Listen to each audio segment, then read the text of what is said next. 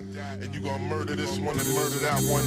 Talking all that bullshit. I'm gonna put it to you like this, yo. This is for the nerds, this is for the brainiacs, this what we deserve. Go ahead and play it back, you ain't gonna touch me, you not gonna do nothing, you are not above me. I bet you wish you was me, I know it, I know.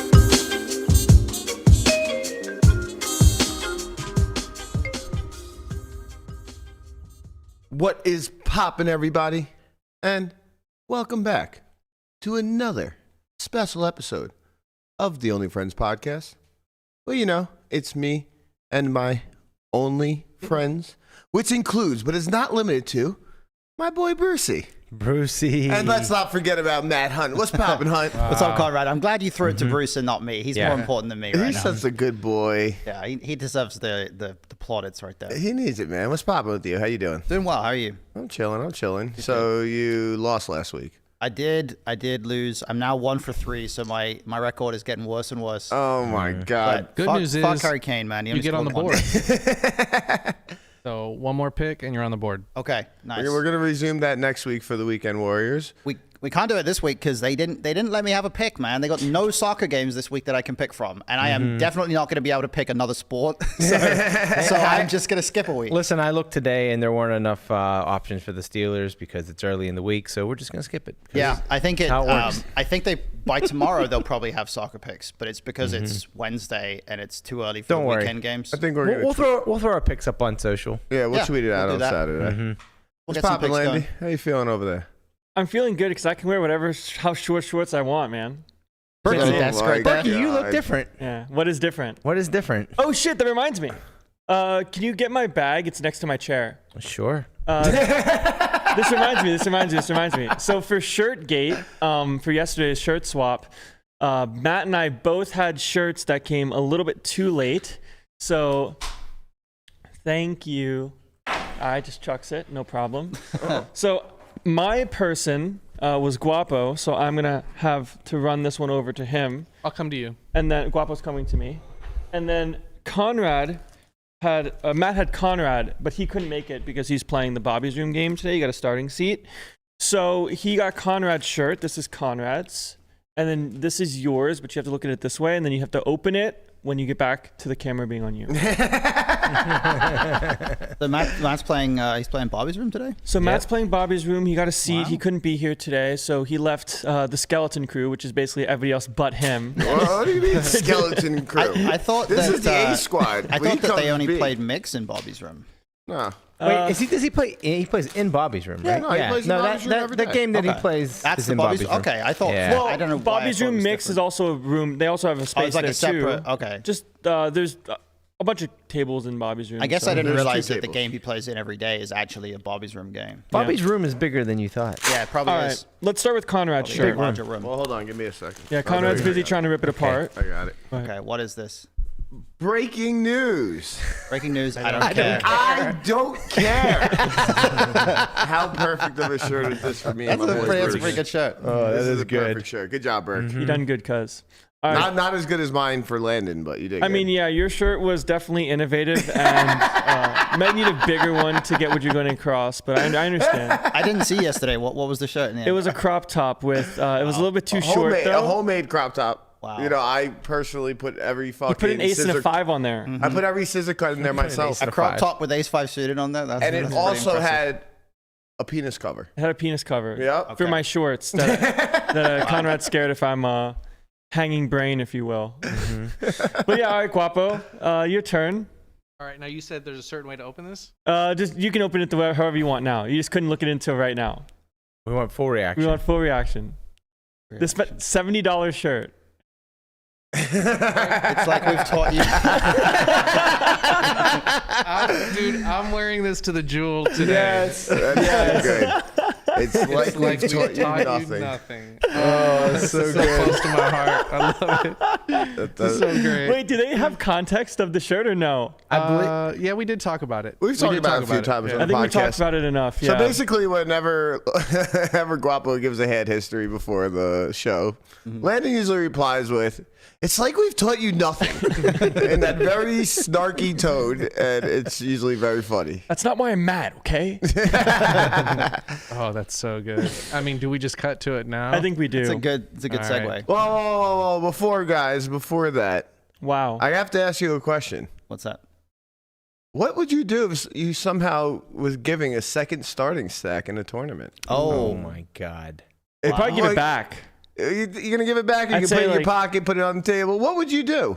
I mean, this happened to Scotty Wynn in the main. Yeah. This happened to. What did Scotty Wynn do? I mean, I would you give the stack back, it's gonna be all over, Yeah. baby. I mean, I think the GTO thing to do is just put it in your pocket, and when you get down to like 10% of your starting stack, you just bust it back out. Yeah. This is men to Which is master. And exactly then what you this guy get did. ejected from the fucking tournament. You know what? Like What's, this asshole. what's weird about this is like, if I got given a second starting stack, my reaction of confusion would be so obvious, I would never be able to cheat because I'd be like, "What? Wait, what's happening here? I got 2 starting stacks," and someone would immediately Right. realize that something was wrong, and I'd be like, "Hang on, what's going on?" I can't hide it like that. So this guy clearly, he like in a calculated way, he got given that second starting stack, and he was like, "I can do something with this." You know, I can. So this guy, he won a bracelet, right? An online bracelet. He's a Brazilian pro. Yeah, he's a his pro, name is apparently. how do you say his last name? Rafael Caifa. I believe it would be pronounced Caifa? Chiafa. My Brazilian Portuguese is really bad, but I think it might be Chiafa. I tell you what, it's you better might than be all of right. ours. Yeah. I guarantee that. It's either Chiafa or Chiafa, I think.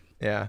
Well, Yeah, I mean, I don't he's know. out of there. Or Yeah, maybe it's kind of weird because, Chiafa. like, It might be Chiafa. I also wonder, like, was this stack given to him by somebody? No. So apparently, in the article, it said that Someone who reads. it wasn't just him that this happened to. There was some sort of mix-up, and there was multiple people that got a stack from the tournament director when they got their seat assignment, and then also got a stack from the dealer when they sat down. And everybody else did the right thing and said, "Hey, wait a second, I got another stack. I got 2 stacks," and they corrected it. They gave the chips back, and they proceeded on in the tournament.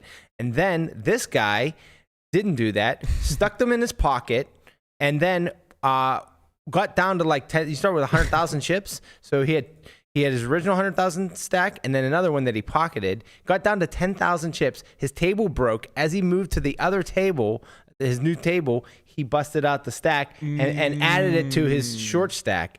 And somebody else recognized that he was like very short stacked, and then immediately at his new table had all these chips. Where like he didn't have enough time to win. He just sat down. So they alerted the floor. They went to the videotape, the cameras. They saw that he did this, and they ejected him from the tournament, all the rest of the tournaments in that series. And I don't know. He might not even be able to play any more LEPTs anymore. Do you think that maybe like a black book should be created for this type of cheating in tournaments? Yeah, I would love that. I would love if that happened. If you just get blackballed and you just can't play anymore.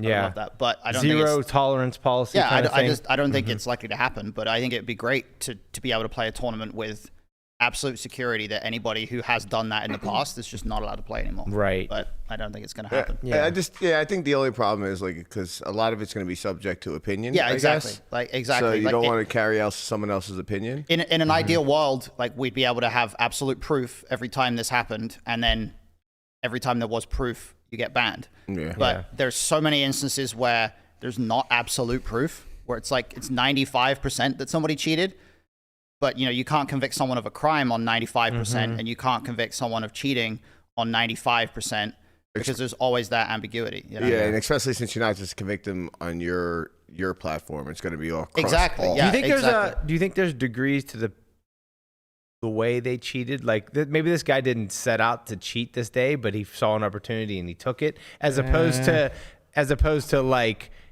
like there's like second degree cheating as opposed to first degree, like premeditated I cheating. think you know what there I mean? are, but I think that in that case you solve it by like, okay, you're banned for 2 years instead of 5 years instead of permanently Right. or whatever. I think if you look at how sports punish violations, like they give you a ban for X amount of time, and then after that you can come back, right? And I think that's fine. I think you can do that for different degrees of it, but I think that the main thing that tournament players want is to know that anybody who's cheated in the past, or who's cheated, especially who's cheated recently, is not going to be allowed to play. Right. To give them, like, if they cheat recently, like, you give them a ban to allow them to, like, think about it and decide not to do it again, you know, which is kind of the whole point of punitive, you know, like, reinforcement there. Right. So I think that you can have degrees of bans. I don't think you have to, like, be like, you never get to play poker again. Right. But there are certain people that, you know, we would like to see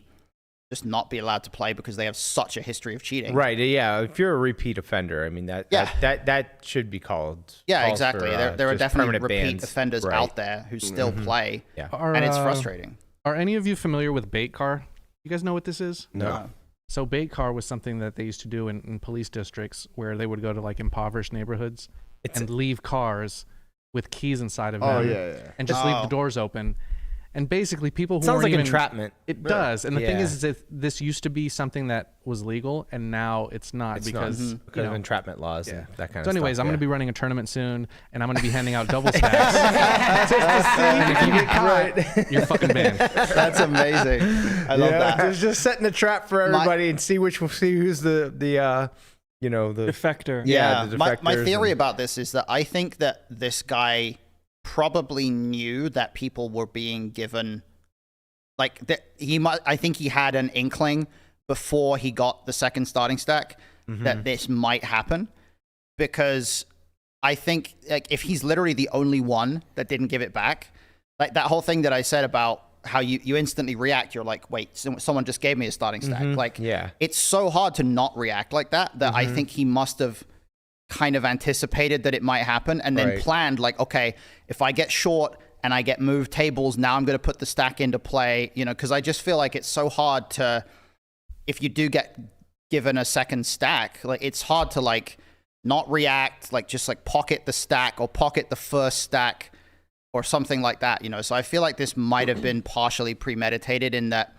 he had maybe, like, someone should find out if he was, like, re-entering the tournament or something, because if he had already entered and knew seen that he could get a seen double this stack, happen, like, it's very possible he busted, re-entered, and was like, okay, if I re-enter, I might get a second stack. Right. Like, you know, that I don't think the article answered whether that was the case or not, but I feel like there has to be some element of, like, he sort of knew this might come, because I just don't see anybody being able to spontaneously pull this off, you know? Right. Yeah, it's kind of weird because, like, as you said, you kind of just, like, have a moment of fluster, like, what the fuck's going on here? Yeah, like, it would be visible confusion for me. like for most people, I think. Like, because if someone hands you something you're not expected to be handed, like, if someone in the street were to come up to you and just hand you something, you'd be like, what? Like, you just instinctively react, right? Right. And at the table, I would do the same if someone just handed me chips. Yeah. But if you're planning ahead, if you think, oh, maybe I'm gonna get handed some extra chips, like, you just kind of keep your cool, you know? So, yeah, I don't know. It's a weird story, but fuck this guy. Agreed. Get him out. Get him out. And now, on to Game of Gold. Game of Gold. God, there's been so much going on. Man, what a fun show. This guy, let's just get something clear. Conrad, episode 1 was I hate this show. Conrad, episode 6, big fan. The thing was, it's not that I hated it. It's just, like, gave me nothing to make me want to watch it, the second episode. Like, I just really didn't care. Like, when breaking I got news, but you don't care. You did. Breaking news, I don't care. You did watch the second episode, and you're glad you did. Yeah, well, the second episode got better. Yeah. And it gave me reason to watch, watch the third. That means and that the fourth, and the fifth. There we go. So, like, it's just been going on. It's like one of those TV shows where season 1 kind of sucks, but you stick with it. Season 2 is actually good. No, you know? I haven't seen fucking Game of Thrones because I can't get through the first episode. Game of Thrones is sick, dude. Huh? It's a good show. I can't get through the first episode. I hate it. I hate it. First and second. What you should do is you should absolutely watch, hate it. you should watch the first 4 seasons and then stop, because it gets worse after season 4. And season 4, it gets, like, progressively better. It gets progressively better until the end of season 4, and then it gets progressively worse until the end of season 8. You got to write it out, though. You got to see it. You kind of, I mean, I would just write it out, but, like, if you really wanted to save yourself a lot of annoyance and frustration, just don't watch the entire last 4 seasons of Game of Thrones. How do you get to the third episode? I can't do it because, you know, I can't, like, just start from the third or fourth because I really No, you shouldn't do that. No. Like, You know what I'm realizing is Conrad hates plot building. Yeah. Yes. You hate plot building because like this Or is shows that start with game of. because he's in for Game of Gold now. No, he's in. He's I'll in. probably It's just the first. It's just the TV first shows. episode of shows that start with game of. If you can get through the first, he's good. As soon as he needs to learn human interest, he's like, I don't want to learn anything about these people. He wants instant gratification. He wants the first 5 minutes of the show have to be all action. Has to gotta be be like poppin', they have man. to be like exactly. You You gotta build to the poppin'. You can't just be popping all the time. You see how he intros the show? They're popping all the time, we, man. I we know get what it you mean. popping soon. Conrad wants 100% hot. pop.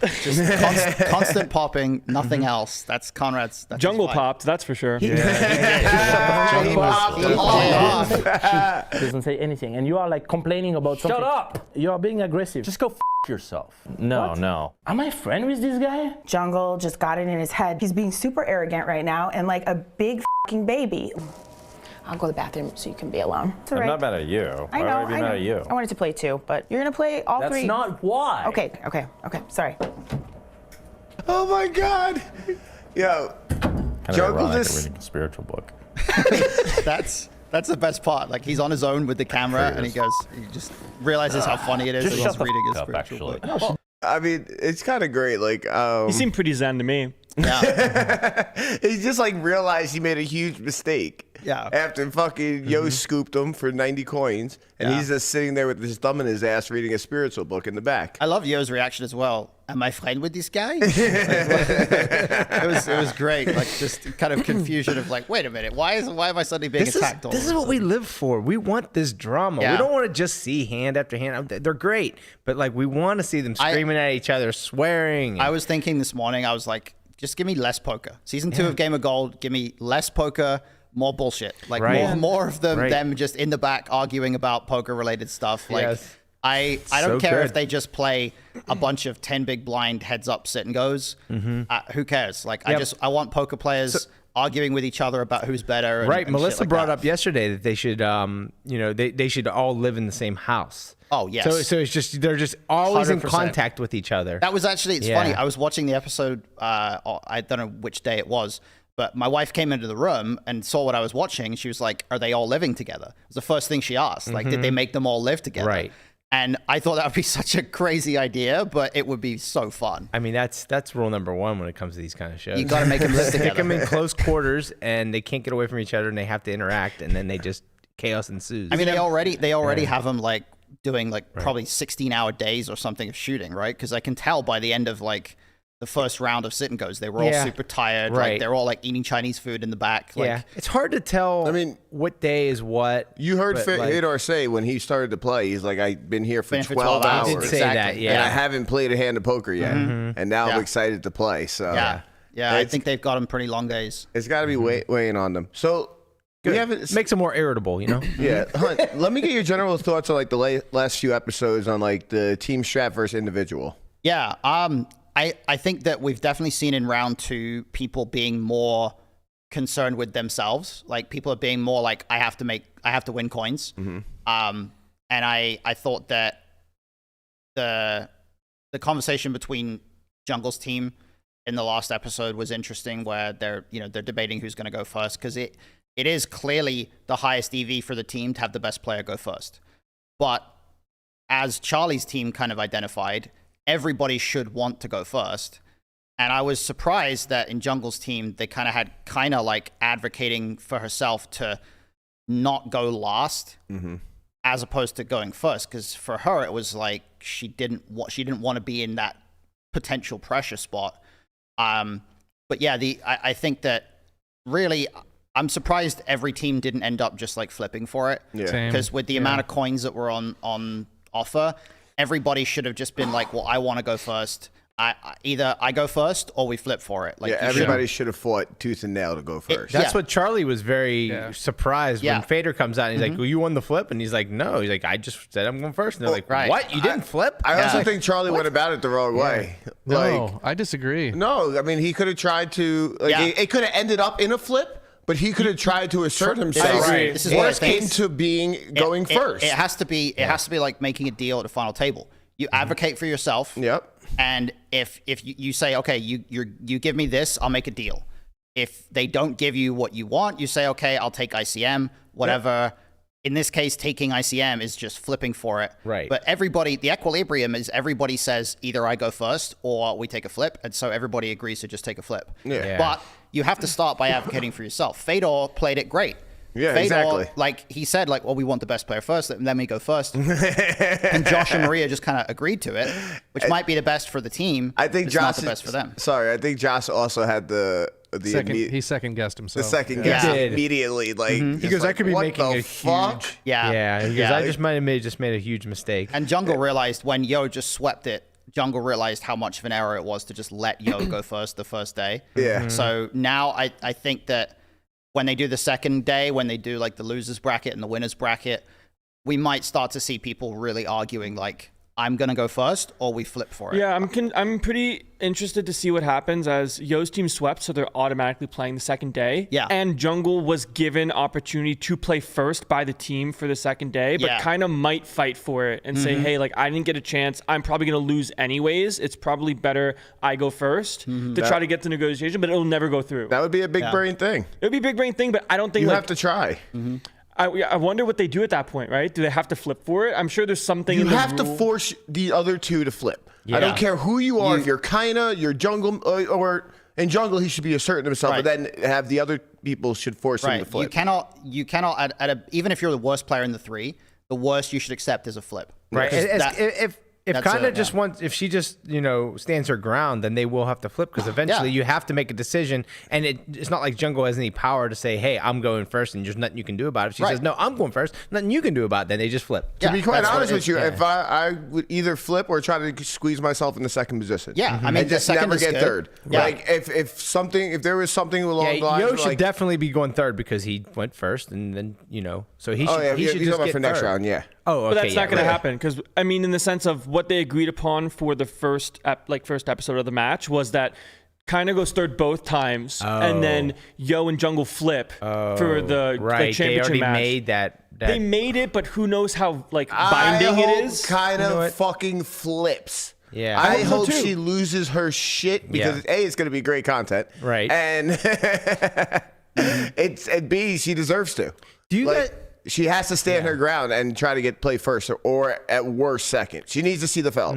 Do you think Jungle's anger is justified? It seems like because he's mad at himself. Right, he's mad at He's not mad at anybody. He said he was mad at Yo because Yo didn't understand that he was getting the value that he was, but I think Yo did. Yo hustled his ass. Yeah, I think Jungle, like Jungle, you had the chance, like you agreed to this. Now you're mad because listen, Yo's not stupid. Right. He was mad at himself and he was taking it out on Yo. Yeah, and I think he that's basically probably what it admitted was. and realized that, like even within the conversation, he just didn't actually apologize. Yo straight hustled Jungle here. Yeah, he absolutely hustled him. The second he was able to slide into first position, it was perfect. Yeah, I mean, let's move on. And I don't think Jungle's used to someone getting one up on him. Well, he's a And gamesman, right? Like the more that right. he's not here. He knows it's a winner-take-all tournament, and he knows that he wants to put himself in the best chance to win, but he didn't expect Yo to sweep. Right? So he got the worst possible outcome for a decision that he knew he was sacking EV.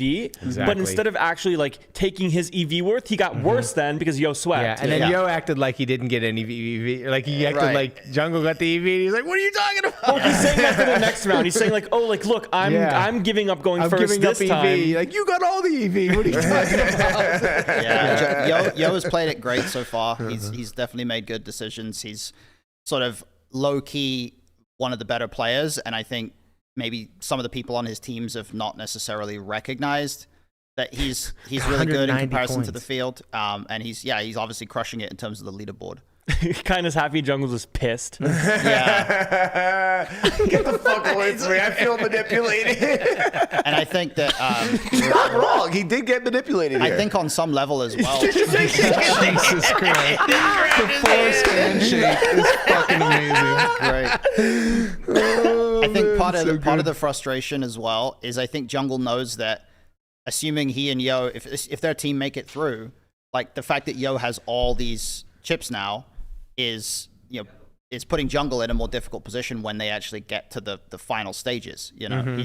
He's going to have a harder time in the late game when he's up against a player that is one of the better players and has like a big stack, let's say. Man, it's so funny, the backtracking of he should be so grateful I gave him this EV. Right. Versus, I think I got manipulated. Yeah, it's funny because like he's just mad at himself and he's just like stimming about it. I mean, I would be mad too. Like in the sense of I would obviously act a little bit differently. Well, but you're just mad at yourself. Yeah. Because you fucked up. You're not thinking about the game. Right. Yeah, you either have to go first or flip, because I'm assuming there's something in the rule book that says that if you guys can't come to a decision, you have to flip for it. Right. Because at some point, a decision has to be made. Like, I mean, what are you guys gonna do? We're all gonna walk out first if we don't come to an agreement here, so we have to flip. Yeah. You know, all three of us just gonna walk out for the first match. I watched shows like this that were like, if they can't come to an agreement, then they get a penalty or something. So they have to force them to to make a decision. I wish don't let it come to a flip. Like, just make them make a decision, or they all get punished. So let me ask you about the team captains, since you weren't here on Monday. Yeah.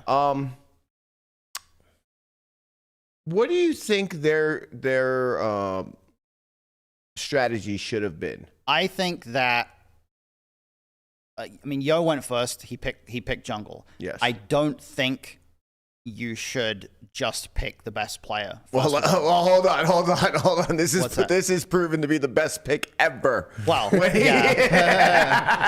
the fucking jungle banned the first, so it lets him go first. Yeah, that's best true. pick ever. That's true. Good for content. I think that you have to kind of do what I think Fedor did, which is to pick people who are not necessarily. Like, you definitely don't just want to, like, pick weak players. Yeah.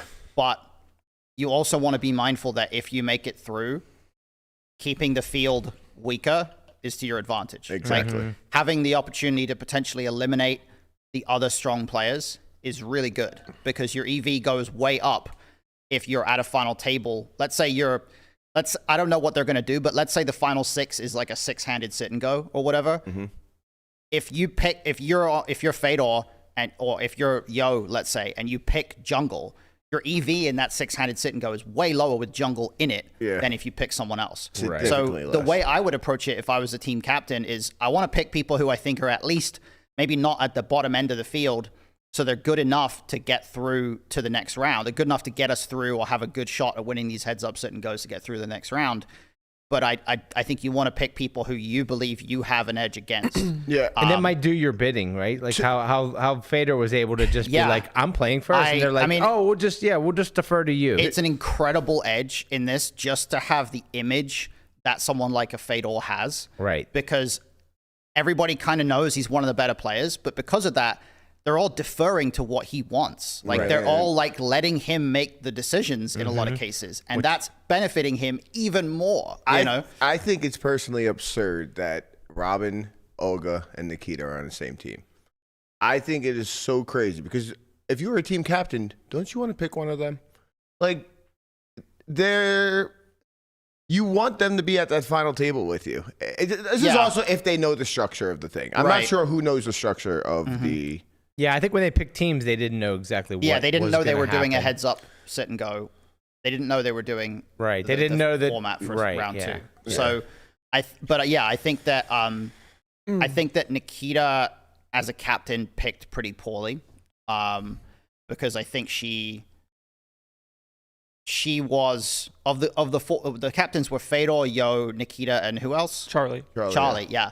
Of those 4 captains, Nikita needs to have the self-awareness to know that she's the weakest player. Yeah.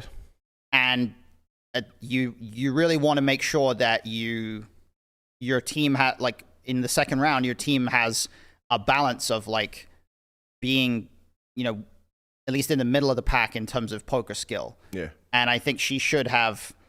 I know did she get the 3rd pick? So she got the last pick. She got the snake pick. She picked 4th and 5th. I see. So I'm trying to think of who she had David Williams available. was still left. Josh Aria was still there. Okay. So I think in her spot, I probably would have picked like David and maybe Andy or somebody like that. I'm not sure. Andy went first to Charlie, so Andy was. Oh, okay. Andy went to Charlie. Okay.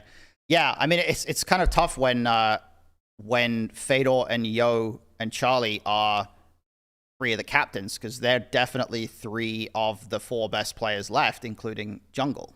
So it's an interesting spot, but I think you have to pick as a captain in a way where you're not just trying to maximize your team's chances of getting through. You have to look at your own individual chances, and you want to pick people that are good enough to have at least be breaking even against the field. But you also want to pick people that you have an edge against. And so I thought Fedor picked absolutely perfectly. I thought Fedor so far has crushed this whole thing, not just in his poker decisions, but his picks for as a captain were perfect. I actually kind of had a weird feeling he was going to pick Maria, because I think he's smart enough to know that she's doing okay against the field in this, but also that if he were to get late in the later game against her, he has a very good idea of how she plays. He has played enough with her that he probably has a really clear idea of what his strategy is going to look like against her if they play in the late stages. So yeah, I think Fedor nailed it. I think Nikita probably didn't pick that well. Charlie, I thought, picked fairly well, but I was surprised that his logic for picking Andy was like, oh, he's really experienced deep stacks. It was like, how likely do you think it is you're going to be playing 400 big blind cash games in this format, you know? So like, Andy's a good player. Yeah. But the reasoning for picking him was a bit weird. Right. Well, I guess in the next season it'll make more sense for the realizing that deep stack probably isn't that big of a skill set that's necessary, just because they need to get content out. And as a whole, people can't be playing 400 big blind heads-up matches. But I think for season 2, they will change formats. Oh, they'll have to. They will have to, because you can't know in advance what it's going to be. Or you can know in advance, and that's even more strategy. So, like, I think that if they would have known, so I'm not sure actually about this format still. We were talking about it the other day, and it says basically whoever wins the winner's match goes to round 4. Now, is round 4 the finals, or is round 4 the finals for heads up for this one competition? Yeah. I still don't know this answer. I think it's round 4 of the whole competition. I think it's round 4 of the whole competition. And that's what I had also thought. And me and Berkey was talking about it later, and I don't know. I think if the captains knew this, they would choose very differently. And I think it would be way more strategic in like, okay, well, who can I beat and who can like basically everybody would pick like Fedor, right? Yeah, or to their skill base. So Nikita would have picked like Josh and DW, right. Yeah, and like everybody would have been picked differently, and it would have been just a different strategic type thing. Yeah, I think the thing that is really interesting to me is it's possible they'll do this later on. I don't know, but with the whole coins format converting to big blinds at the end, I hope that at some point they do some kind of a cash game style structure, but not on an individual basis. Like for season 2, I'd love to see them do it where like, okay, we're starting 300 big blinds deep. It's a cash game. Each team has one stack, and each player on the team has to play X number of hands. Like you have to rotate. A tag team. Okay. Like exactly like a WSOP tag team, but a cash game. And so you have this element of everybody has to play the same number of hands. You have one stack that you have to manage. Is your weakest player going to just like play super tight? Like if you have Andy on your team, are you going to tell him to just like try to play every hand to really accumulate a stack? Like a cash game format with a forced rotation of players would be really interesting. I think, where you all have one stack. Sorry, I think there's a bunch that they can do with this. Yeah. And I think they'll have enough formats to go on for a couple seasons, and like whatever they can watch and repeat after that. Yeah, I love it. So if you had the first pick in this round, who would you have been taking?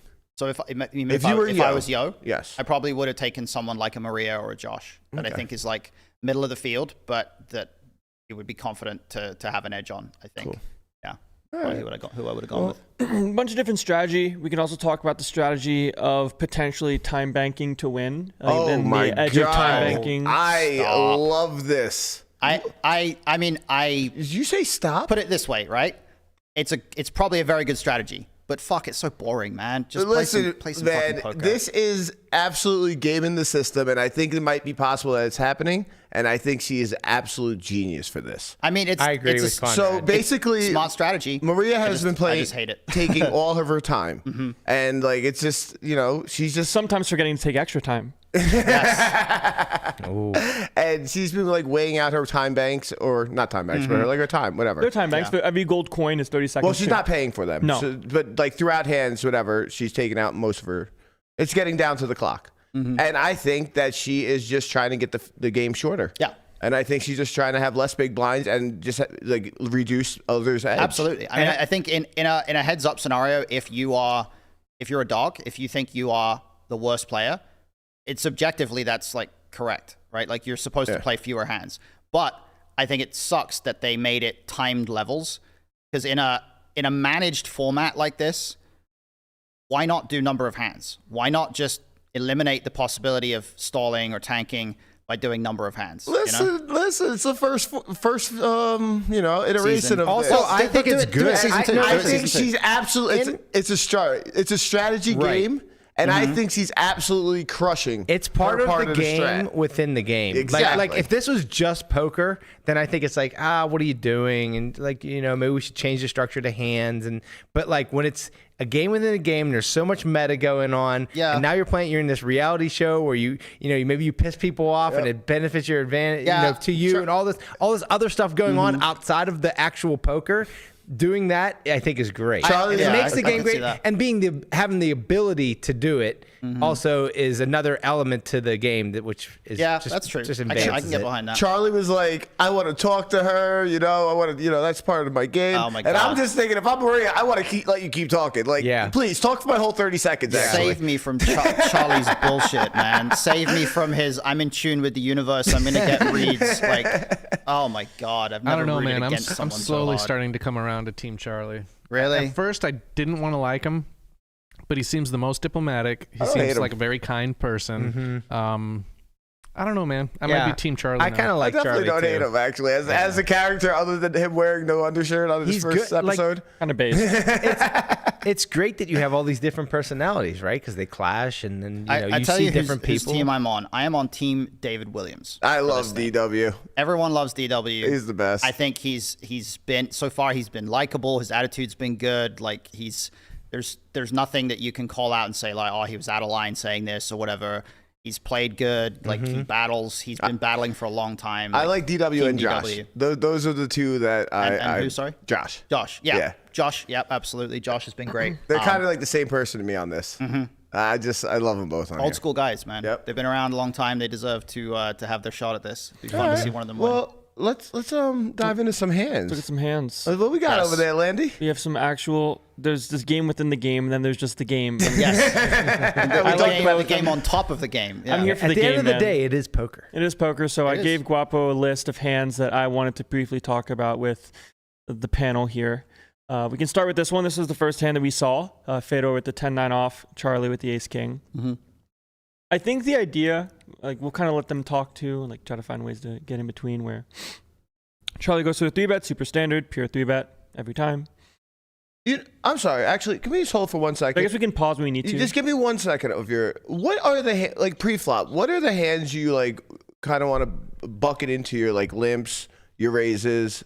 So there's a bunch of different ways you can take it. Like you can have a limp strategy at 100, but you don't necessarily need it. Like I play effectively near raise or fold pre because there's no ante. Right. No, that makes a big difference. It's a no ante heads up sit and go, like straight classic sit and go.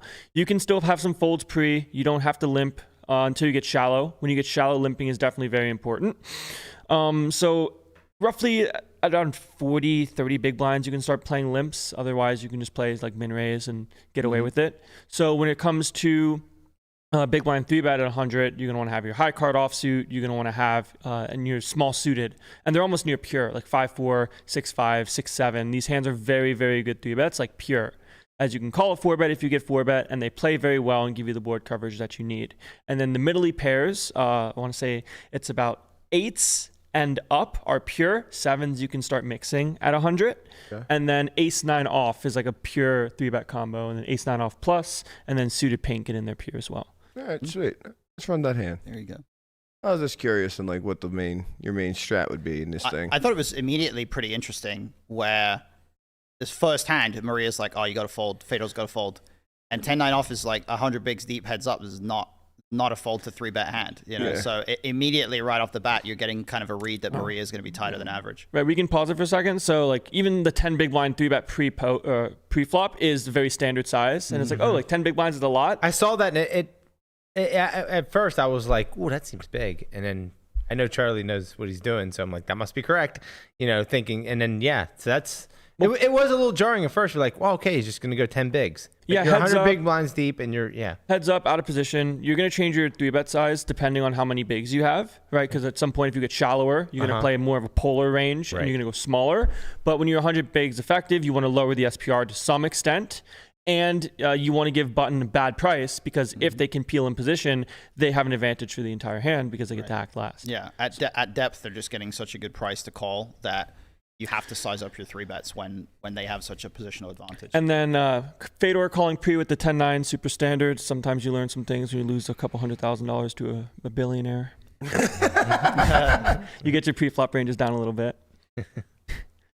And it's interesting in the sense of it's a different kind of format. It's not you are decreasing the blinds every 20 minutes, right? Mm-hmm. So it's not just you're playing 100 big blinds and then you're reloading, right? So now you can think, maybe 10-9 is a little bit on the tighter side to fold, but is it worth it for stack preservation as I only get one shot at this and it's not a best of 3? Right. Dude, what is this call? Oh, so this call is very, very standard. He has a diamond and a backdoor straight draw. Right. Your call. Yeah, so Charlie has a range bet here for a quarter pot. Charlie goes about, I think, third or whatever, a little bit less. Obviously good. Do you think Fedor plays any raises on flop? If he did, this would be a hand that gets in there. Yeah, because that's what I was thinking. I was like, if he plays raises, this can raise. So I know, like, Guapo, like, me, it was like, wait, what is this hand? Like, and me too. Like, I'm like, okay, you know, 10 high. I understand you have the backdoors, but is it very important that you have the 2 cards higher than the 8, right? Yep. Because now you can hit a 10 or 9, which now you beat all the 8s, and You so beat like eights. if it's a different, like if you have 6 7 with the 7 of diamonds, it you probably matters a don't lot. peel, It matters right? a lot. Having You would live, fold pre for the offsuit combos. Okay, yeah, but right? I'm saying just in but I mean like in this scenario on the flop, like like just being having 2 cards higher than the middle card is very important, right? Having that combination of 2 overs to second pair, backdoor flush draw, backdoor straight draw against a small bet in position, all of that just adds together to make this a hand that just shouldn't fold. Gotcha. Absolutely. And I think Fedor is going to play some raises here in position. You're going to want to have a very select portion of range. You're going to want to have your bottom set, low frequency, middle sets, and then your best ace X. And then you want to have hands like this to get in there. Because if you get clicked on, you're folding out no equity. You don't care. Right? You're playing a polar raise strategy, which is I would have thought that if Fedor does have a raise strategy there on the flop, this hand would raise at some frequency. It might get in there a little bit. It makes a lot of sense to me. Because you can bet and you can get him to like fold out offsuit broadways. Like there's a lot of Broadway stuff in his range that 3 bets flop and then can't continue against a raise, which is really handy and then if you go back to turn for a second, Charlie barrels a turn and Fedor has a fold. Turn sizing here in theory, like all the things I'm talking about, just gonna be straight theory perspective, not about whether or not Charlie has juju reads or other exploitative ideas. Reads. I have no idea. But like in this spot, 640, he has 1.7 million. The only bet size you have here is GO2. Yeah. The only bet size here, so they're about SPR 2.5. So GO2 is 600 a little bit big, right? 600 feels a little big. So like 400? You want to go 400 because now if Fedor calls, there's 1.8 million in the pot and he has 1.1 behind, so he's jamming for about 60% pot. Well, if Fedor calls, he would have 1.3 behind with 1.8 in the. If he bets 400, right? Because, But Charlie bets 600, so it's a little bit bigger. There's double flush draw. He's getting some protection and some value. I think a rule of thumb that I like to use, and this is a plug for my recent course on the site. I kind of talked about this in Keep It Simple. Is that you don't usually want to go bigger than GO2 on the turn, and in particular, GO2 is almost always going to be less than a third of what the effective stacks are. So it's because if you bet, in this case, if you have 1.8, 1.7 million behind, almost always, if you bet more than a third of that 1.7, you're going to be creating a lower SPR on the river than what you had on the turn. So for the most part here, I would just immediately say, okay, well, if I have 1.7 million, the biggest I can ever really consider betting is like 500 to 550. And then beyond that, I can say, okay, well, GO2 is actually a little bit smaller than that, so I'm just going to go 400, 450. What's that course name you just dropped? Keep It Simple. Keep It Simple. And where can you find that, Lamanna? Allforwhy.io. You already know. Back to it, Landon. So Fedor has a fold, so nothing else to talk about. Right. No But Fedor, if check 2, would definitely be using his hand as a bluff. Yep. Like it's the bottom of your range that you float. So now when you get check 2, you just have to rifle it. You have that nice diamond, which means river diamond. You're just all in. River diamond, you're all in. Brick, you're still all in. You just pray, and you hope that he has like queens. That has a really tough spot. It's heads up, man. You gotta go hard. Yeah. Speaking of going hard, Charlie went a little bit too hard with this juju read. This was weird, man. Like I think he just should fold turn. Honestly. Fedor min. Charlie calls. Street by street, A6-5. I mean, this is a standard call. Yeah, standard call pre. Flop is very standard from both. Fedor goes small, goes 25%. I was a little surprised to see Fedor go small here, but yeah, small's probably okay. Half pot's with the probably connectedness okay. and the flush draw It's out there. probably bigger with a big blind ante because the big blind's gonna call a little bit wider with the ante, but heads up, you're already so wide as is. Yeah, might just be okay. Turn queen, Fedor's probably gonna want to go for an overbet here. He did, didn't he? Well, I think he did, but I think he went 160 or something. Not sure. Let's see what he goes. 160. Yeah. Overbet turn. Yeah, Charlie's got a pure fold in theory.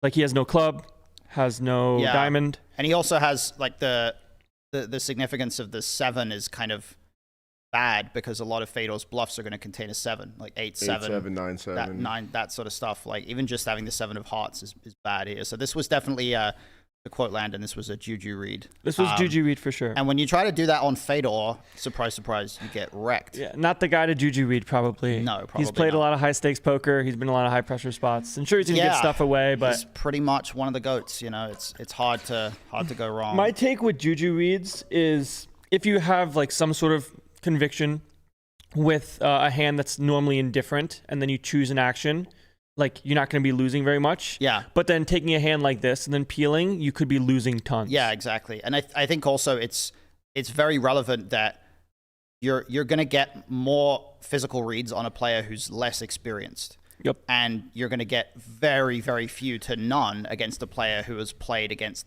the elite of the world for 7 years. Yep.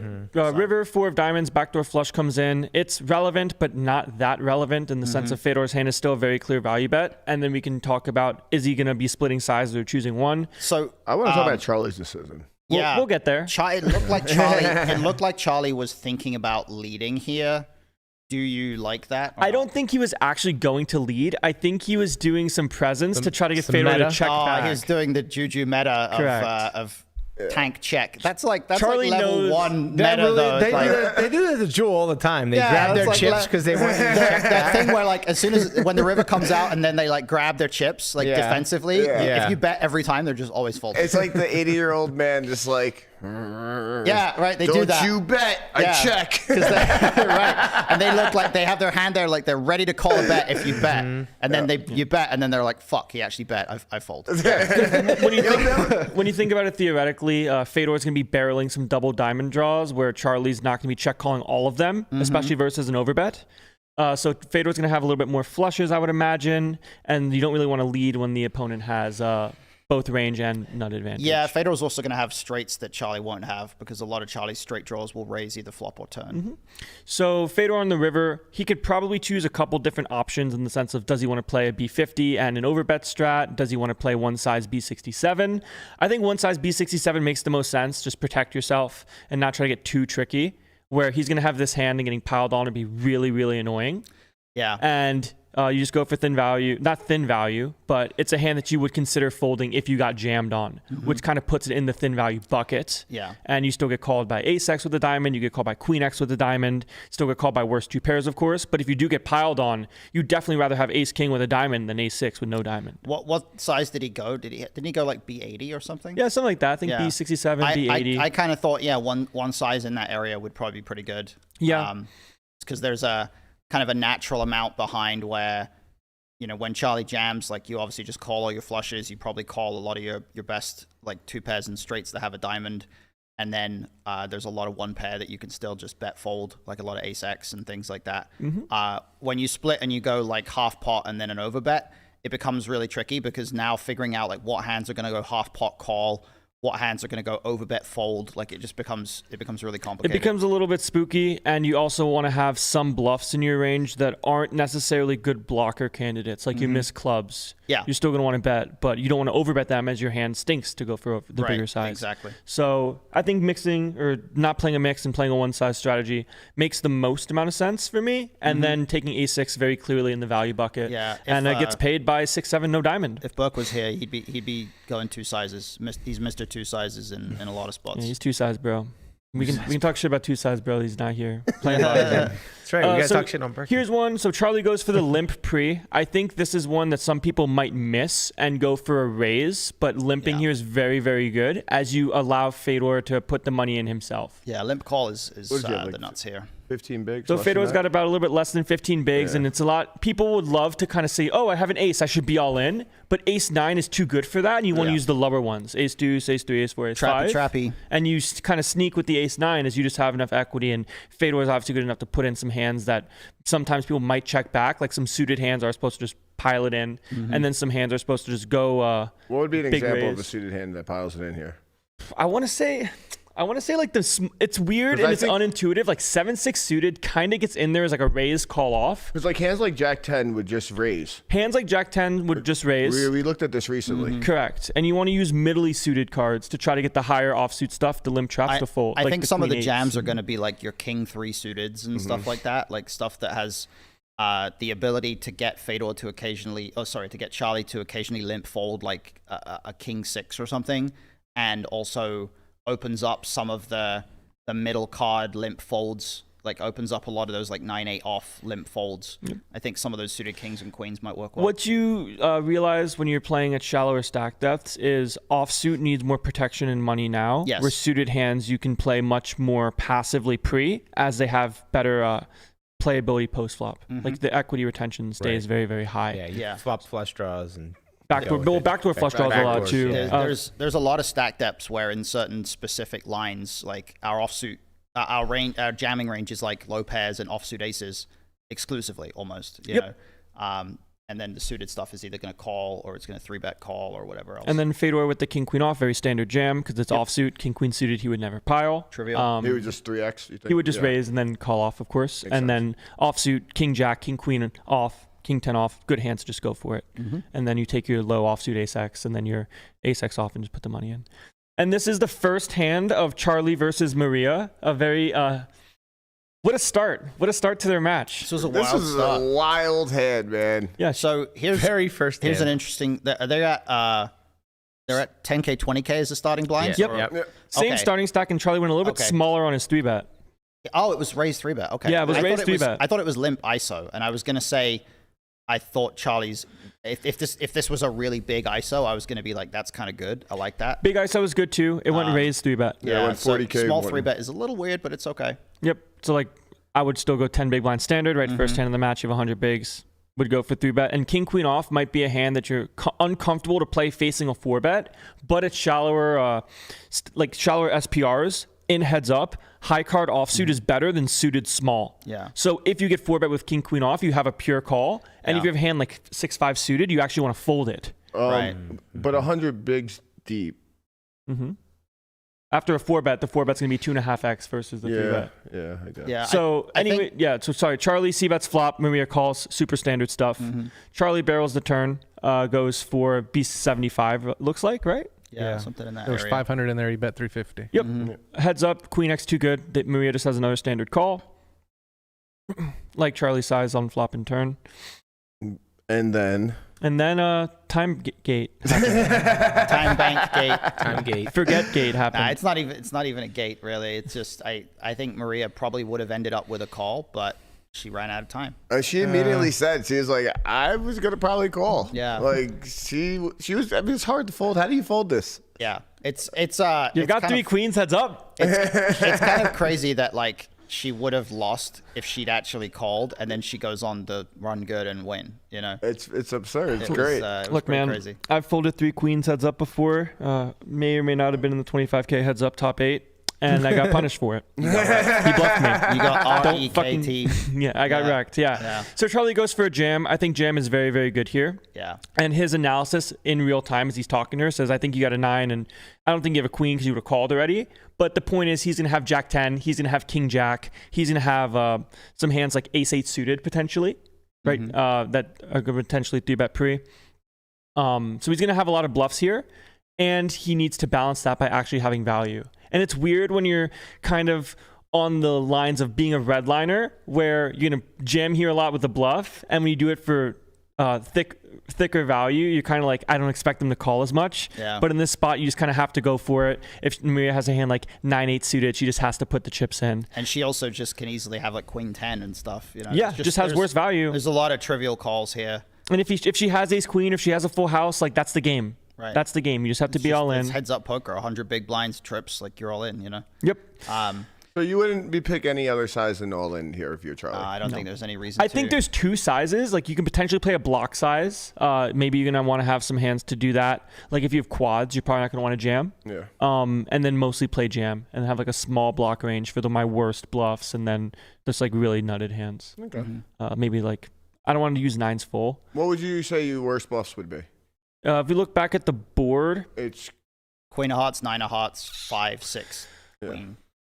You probably give up with a hand like Jack 10 suited. I think you just pure check it. Your hand's too weak to bet, and you want Maria to have Jack 10 in her hand. So you don't really want to be using hands that interact in that sort of capacity, but you do want to have some good Queen X blocks. I think you want to have, like, there's going to be like some Jack 8 and stuff as well. Jack 8 will be a good one. Jack 8's a good one. King 8 offsuit would do bet preflop. King 8 suited mostly calls. okay. Because getting 4-bet would suck if you have King 8 suited. You're probably going to have like some King Jack that you can maybe use. King Jack no heart's going to be better than King Jack with the heart on the end. Yeah, exactly. You basically don't want to have a heart, but you want to ideally have an 8.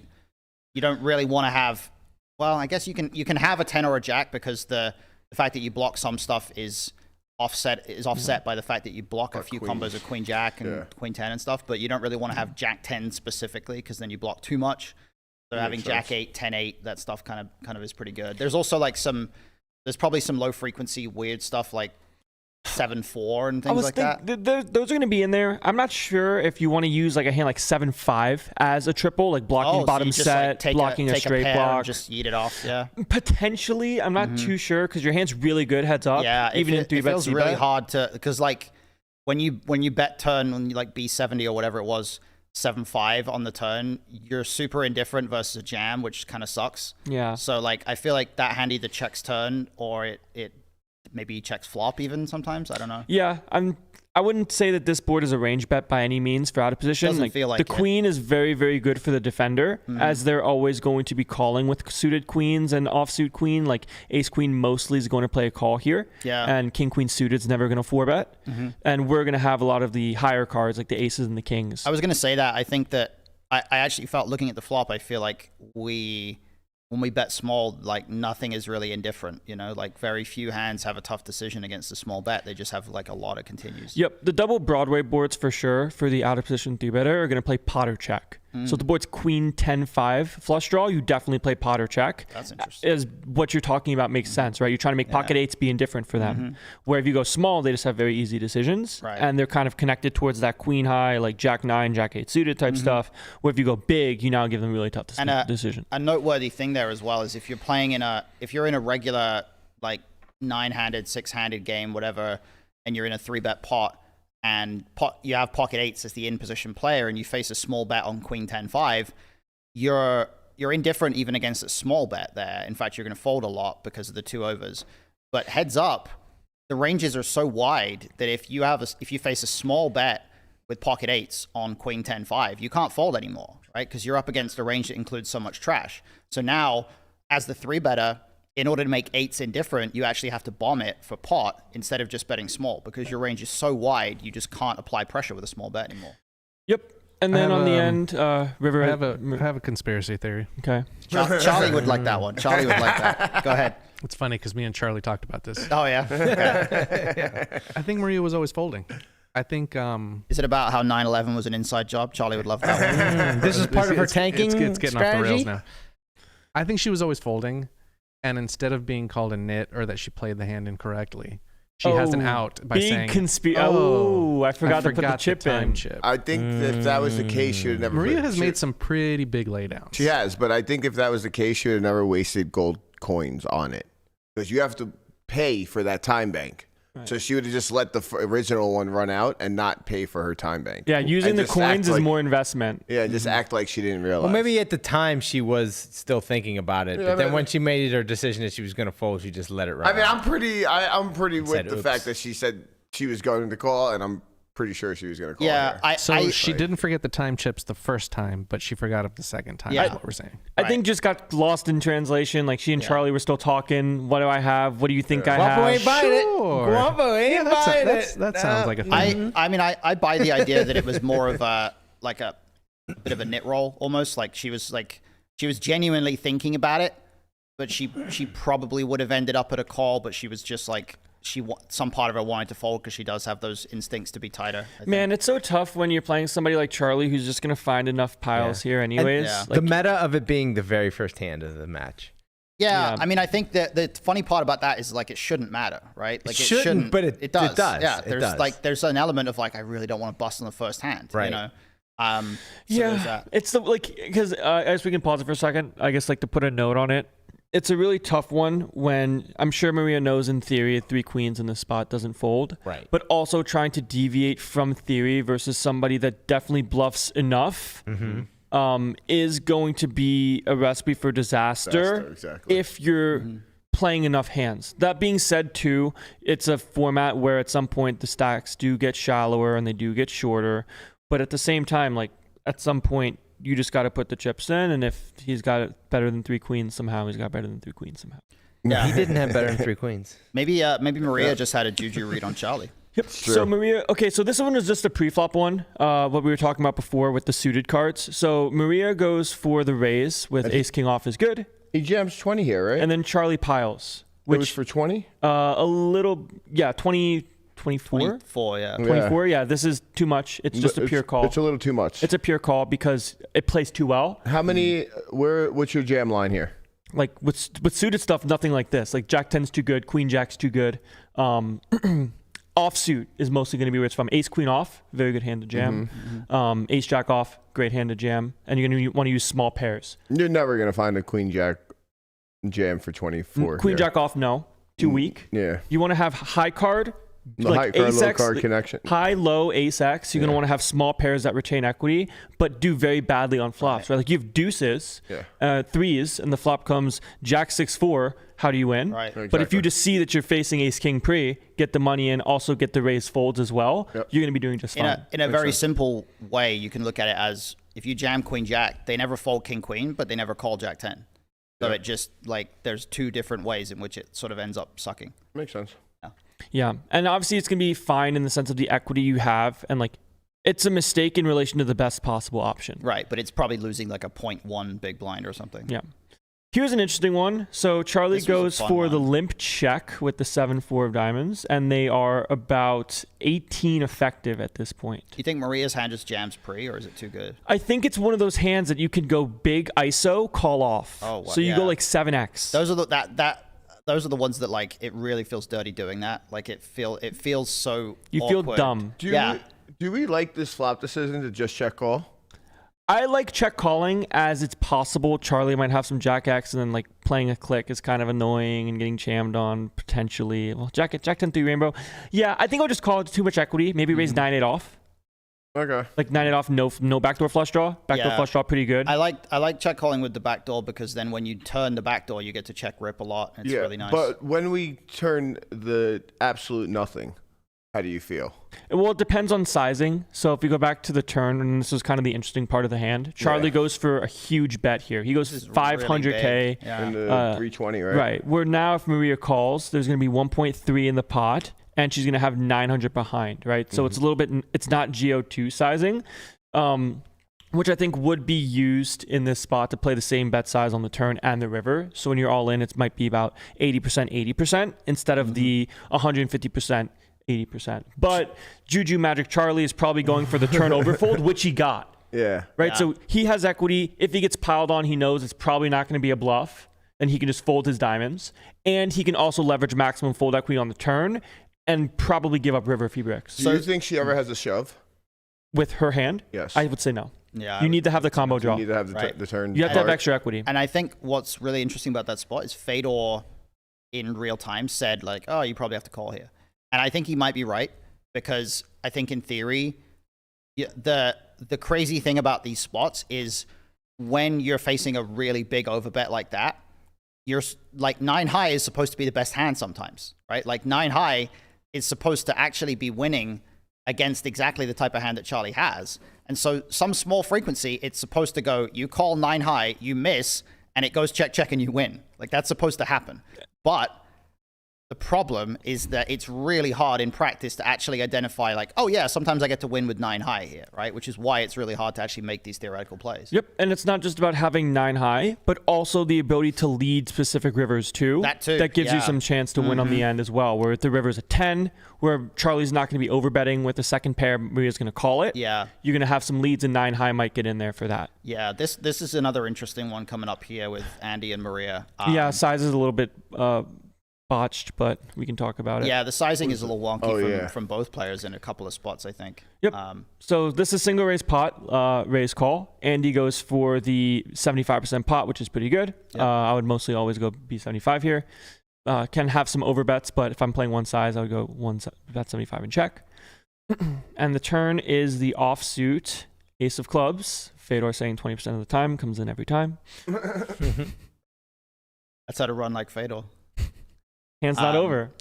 Hand is not over, yeah. It's only just begun. Andy's bet here on the turn seemed weird to me.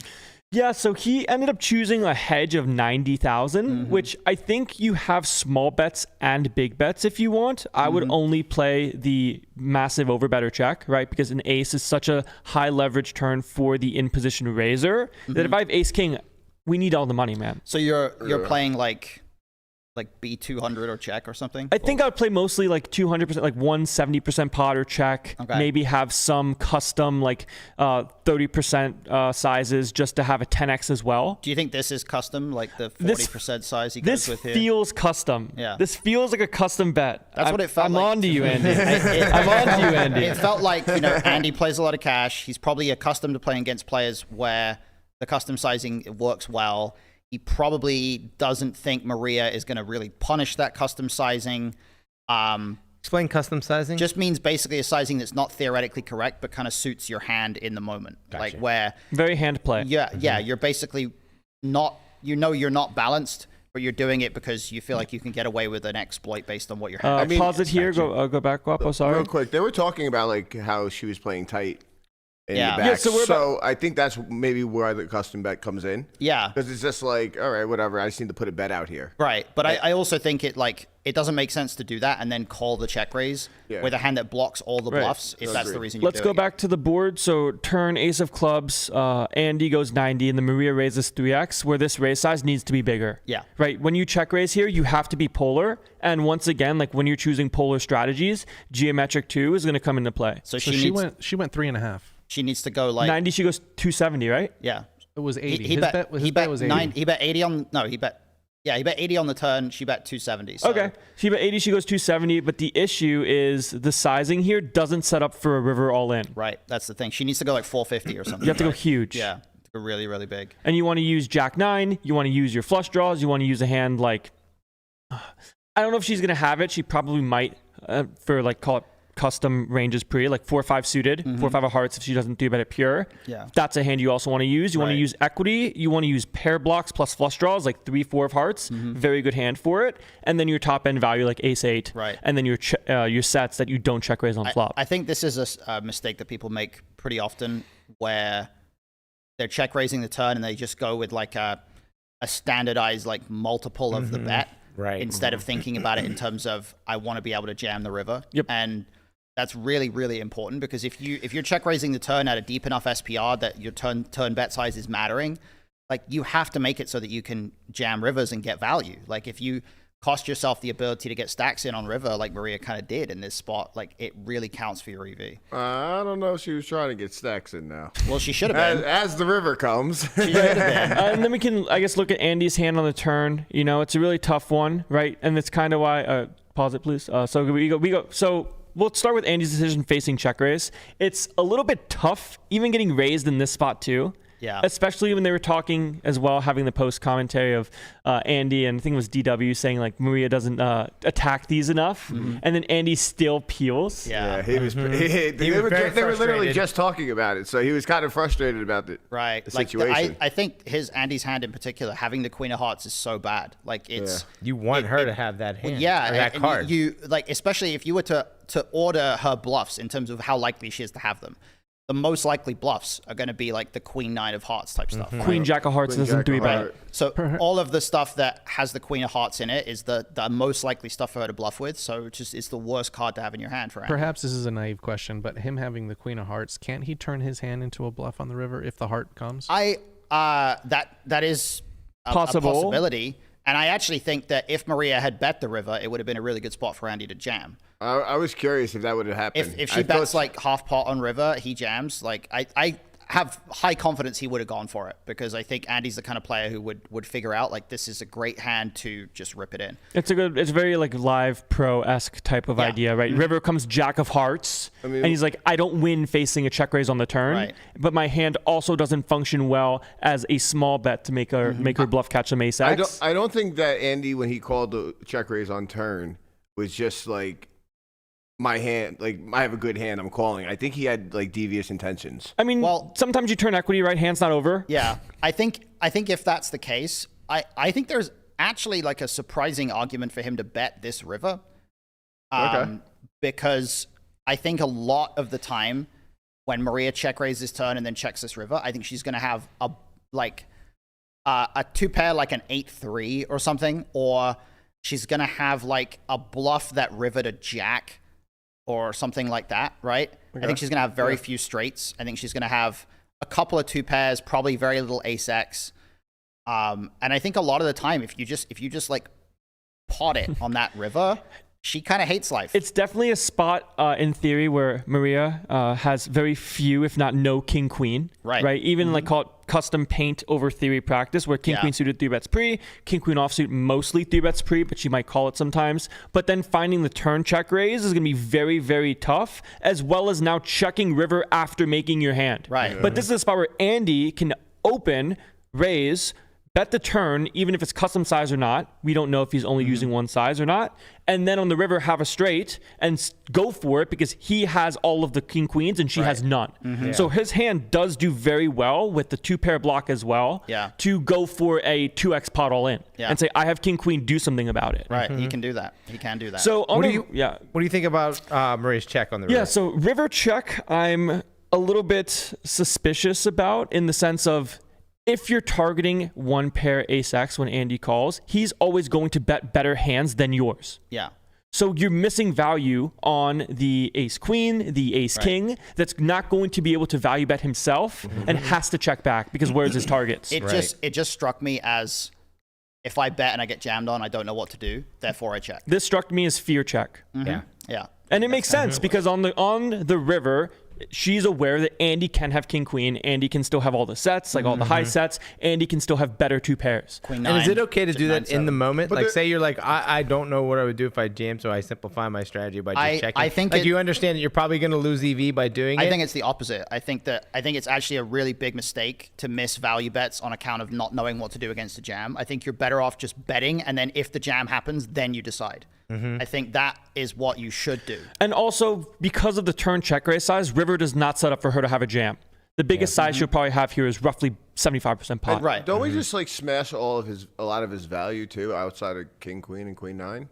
Like, he's gonna have some 2 Yeah, pairs I mean, he here. can have jack 10, like stuff like that. Jack 8, no, probably not jack 8, but like this jack 10, it's not much else, because like ace jack, ace 10 we lose to. And but you also beat the worst. If you go back to the board for a second, you still have still some worse. Ace 3, right? 10, 8, 3. Yeah, so you still beat ace 3. Yeah, ace 3. Okay, yeah. And ace 3 is still going to value bet like for you, if you will. But there's way too many combos of offsuit potential ace king, ace queens. Yeah. If he's only choosing this one size of like custom. Exactly. 80K. I think Maria should bet like based on her turn size. I think on this river, 500. You bet like 500. 550. Yeah, you bet 500, and if he jams, like you just figure it out in the moment. Yeah, I mean, in theory, you would call, right? It's just one of the best hands you ever have here. Right. Like, it's this and ace 10. Yeah. And then, like, because you don't check a set on the end, probably. So you have to defend with something. This is kind of it. Yeah. So, yeah, I mean, definitely interesting from like hand play perspective. So I kind of wanted to bring it up. But in like theoretical vacuum, hand probably goes like flop, Andy goes big bet call, turn, potentially check, river, Maria goes for value, and then Andy might consider calling or turning his hand into a bluff because of the king-queen factor. So I think this is the last hand that we have. This next one was actually a really interesting one, I thought. I was a little surprised that... Raise call, raise call pre, king 10 suited, pure 3-bet. Yeah. Wait, how deep are they now, though? Bet 75. Oh, they're still at 100 bigs. Okay. A little bit deep. Yeah, okay. I think this hand pure 3-bet still. Yeah, this feels like pure 3-bet. But this kind of goes back to the king jacks and the king queens where the queen of hearts not that great. Like we have kind of proof is in the call pre. Yeah, Andy goes half pot. It feels a little big. It's interesting on a paired board, but I feel like maybe heads up, it actually makes a little more sense than it would in some spots, just because you now are... pause, please. Turn. Yeah.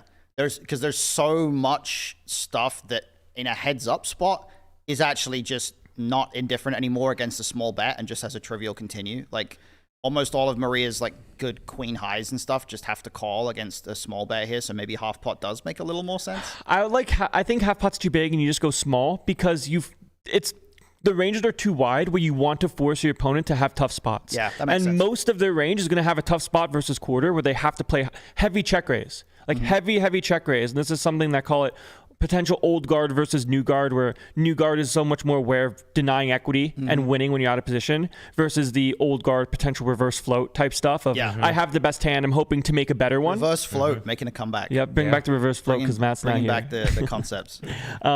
So king 10 in this spot definitely needs to call half, but I would just go quarter here and force her to play check raises with a hand like ace of diamond or ace of hearts deuce. Yeah. Right, ace of hearts 4. These hands have to find ways to either play check call or check raise to have some sort of equity denial as well as put Andy in a tough spot. Yeah, I mean, ace of hearts deuce is like almost a value check raise here, because you're getting floated by king high, like you're getting called by the king of hearts 7. Might be a little too wide, but in theory might find some spots to double it off, triple it off. So then Andy bets 90K on the turn, so he goes like half pot. I think I would go bigger. I would go B75, go 75% pot, rep a jack. It's funny, I don't know who it was that said, I think it was Charlie said she folds ace deuce to this size. Like that feels like, that's like disrespect levels of like thinking your opponent's a nit, It's like, he thinks she's folding ace high on the turn to like a less than half pot bet here. It's like, come on, bro. Like she called king high. So like evidently she's not that tight, Right. Like I think that's, like if she does fold ace high, 90K is going to print on the turn, but I think realistically I prefer like 150 or higher. Yeah, so you want to make them want to fold. You have to make spots tougher with the high card portion of range. You need to make people in like indifferent. Yeah, and they're not. This is not much of an indifferent spot, I'd imagine. I think you just have to kind of put the chips in and see what happens. Because there's so many hands that in Maria's range that can call just like drawing to a check. Like king high, like exactly what she had. She's calling to either improve to a king or a 10, or if Andy gives up on a bluff, she knows she wins at a high rate, and that's exactly what happens. And this is kind of the big issue of playing out of position and playing check call poker, right? When you're playing check call poker, you put yourself in these spots all the time. Once you start playing, you just can't stop. That's the thing. River's a queen, and she checks, and then Andy's got the 8 high, where you have no heart interaction, you have no showdown value. This is kind of one of those hands that wants to go into the half pot bluffing size. As your hand kind of stinks and you have nothing, you can maybe go, if you're one size stratting going B75, can still value bet a jack, right? Maria's not gonna have that many queens. If she has queen X of hearts, God bless. And then you also make some bottom pairs on the flop indifferent as well. Here's an interesting question. With Maria's hand, like, obviously we beat bluffs, so how big of a size are you calling on the river, if any?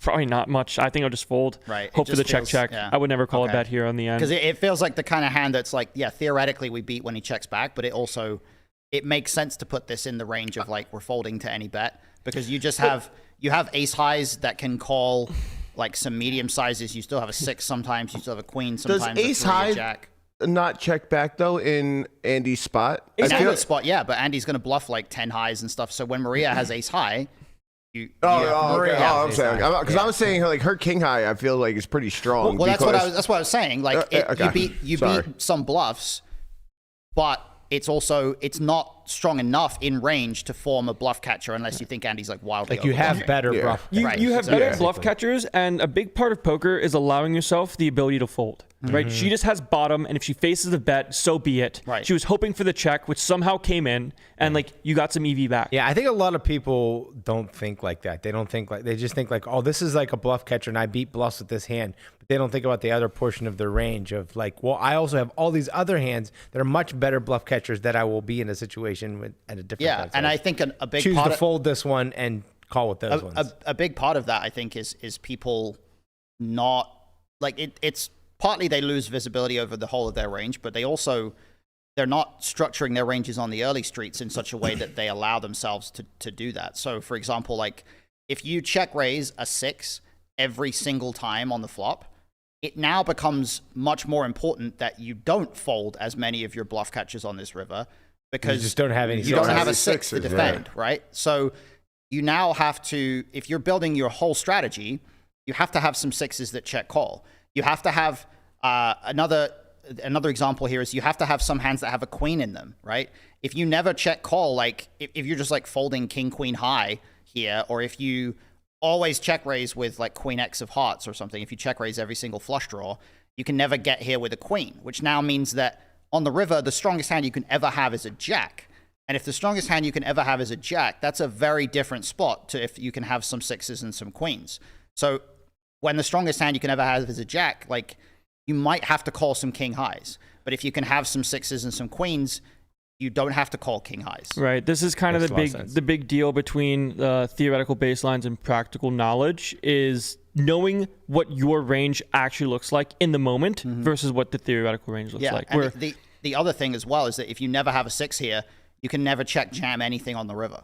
So Andy doesn't have to worry about facing a check jam when he value bets. He can just fold range facing jam. He can fold every single, well, I mean, he can, but it never happens, right? Like if you have no value that can check jam the river, you can't bluff either. Which makes it which funny enough, when it's harder to find the bluffs, you can only find the value bets. So it'll be slow played 6x, right? Yeah. Like slow played 6-3, right? So it's only a full house, but where's your bluff? Right, exactly. 3-4? Now, like, I think there's some spots there where like people will find themselves like bet folding a 6, right? Because they just don't have bluffs. They're just, if they folded every possible bluff candidate earlier on in a hand and they're not capable of turning like a 3 or a jack into a bluff, like you could fold a 6 there to a check jam because they just always have it. You know? Yeah, and it's just having that understanding of your range, understanding of your opponent's range, and then how the sizes you want to take or the actions you want to take in the first place make or do not make sense. So like I would always bet 8-5 here if I was on the river. I have no showdown value. I don't block hearts,